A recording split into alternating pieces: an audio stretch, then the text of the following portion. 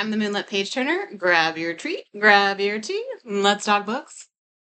For this month's read, we are traveling to Barbados, which is an island in the Caribbean, sort of. It's kind of considered more of an Atlantic island. But I have two reads for you. One is The Burning Bush Woman and Other Stories, and that's by Cherie Jones. And then I have Flickering Shadows. And Flickering Shadows is by Kwadwo Agymah Kamau, and that is more of a historical fiction. So Barbados is an interesting island because it has a quite an influence of different cultures.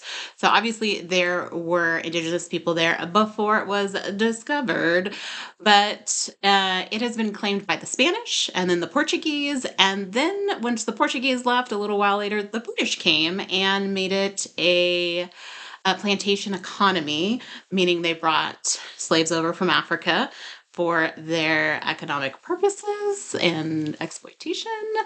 And then since then, they've been part of the Commonwealth. And so recently, as in like a couple of years ago, they became a republic of the Commonwealth. So English is their official language. So both of our books today are not translated, they were written originally in English.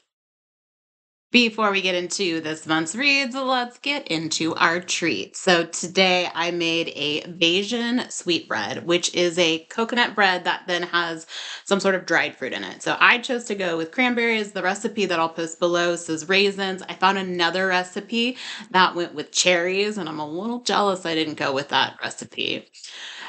It has coconut in it. It has evaporated milk. The recipe that I chose didn't use a lot of spices, which I was missing in my normal Caribbean type of food. Again, the other one that I found, because I had to look up what temperature to bake it at, because it did not list that in the one that I'm posting below. So if you are following the recipe, it's 320 Fahrenheit for an hour. The other recipe had nutmeg and cinnamon in it, and I'm really jealous that I didn't add that. However,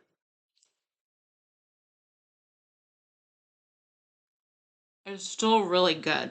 I think the nutmeg and the cinnamon would have just pushed it over the top. I do recommend eating it kind of soon after you take it out of the oven, or if you're gonna reheat it in the microwave, put a little thing of water in there next to it so that way it is not so dry after it's reheated. But without the cinnamon and nutmeg, it's still good, but I wish I would have added those in there. All right. The Burning Bush Woman and Other Stories by Cherie Jones is divided into two sections. So these are all short stories. They are 2 pages to 12 pages long. It's not a very long book, but it's divided into two sections. We have Home and Away, and then altogether there's a total of 16 stories in here. For me, the collection fell a little flat because there were three really great stories, including The Burning Bush Woman in here, and then the other ones were just kind of eh. I did feel like, though, through Cherie's writing that I learned a lot about her, which does happen as writers. You do tend to put a lot of yourself in the story. So I kind of learned what was important to her, and there's a lot of the same motifs that go through the story. So the first story in here is Children of a Lesser God, and that was really creepy. And it reminded me of The Things We Lost in the Fire, which I read for Argentina. Then I also liked Stranger in My Garden, which was the second story in here. And then The Burning Bush Woman, which is this was titled after, was a smash hit for me. Again, the other 13 stories, they were just kind of okay or not great. I'm sorry to say, because she is a good writer. I think just what she was writing at didn't grab my attention. The Bride is in here, and it's a very short story, and it kind of messed me up a little bit. I wasn't a huge fan of it, but it's definitely something that I sat and thought about after I read it, and actually had to put it down and walk away because it was affecting. There are a lot of instances of infidelity in here, and there's a lot about the mother-daughter relationship, and in particular when your mom dies or when your mom leaves you. And so those were kind of the motifs that I saw throughout all of the stories. Again, 3 stories, smash hit, loved them. The other 13, I was take them or leave them. So as a collection, I was not a huge fan of this, but the stories that I liked, I really liked. Flickering Shadows by Kwadwo Agymah Kamau. I really, really liked this book. It was a roller coaster from the jump. Chapter 1, we see our narrator and he dies. Like in the first chapter, he comes back as a spirit. And so we see the story through his perspective. He is there kind of guarding his grandchildren. So after our narrator passes away and then comes back, we really have two main characters, and that's Cyphus and Boise. And Cyphus is our narrator's grandson. Both Cyphus and Inez is his granddaughter, and Inez is with Boise, and Cyphus is with Doreen. But then Boise's with Doreen because they like each other, and that causes a whole other conflict.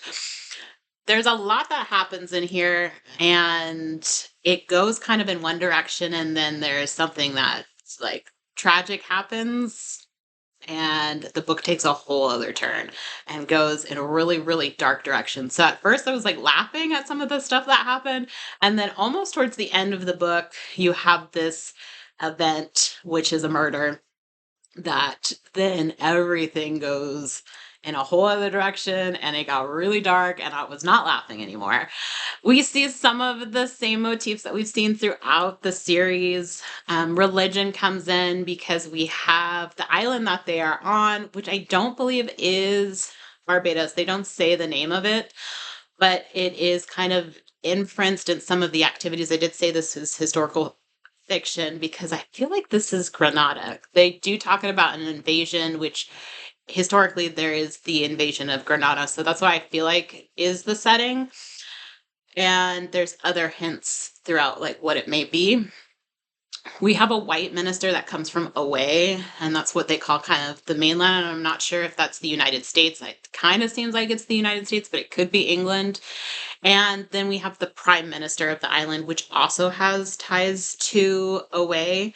And that politician, and they talk about kind of politics as being the same game, no matter who is in the lead, like whether it's the unions or the current prime minister, the banks, it's all the same thing, just a different name, which, especially as we get in the United States, and we have an election year for president this year, we kind of see,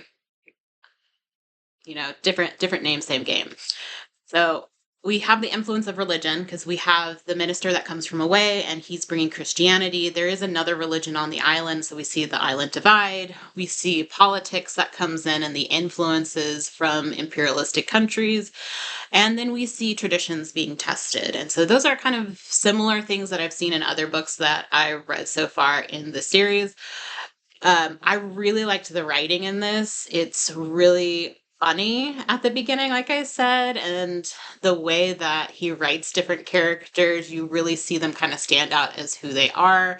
The female characters were great, strong as well. So I really, really enjoyed Flickering Shadows. It kind of kept my attention from the jump. And I would actually be interested in reading something else that he has written as well. So Flickering Shadows to me was great. I think I gave it 4 stars. There's kind of some questions that I have in the writing, and then did it turn dark? But all in all, it was a great read for me. Hey, thanks for stopping by. Next month, we are traveling to Belarus. If you're interested in what's coming up next for us, please join us on Goodreads or Instagram. See you then.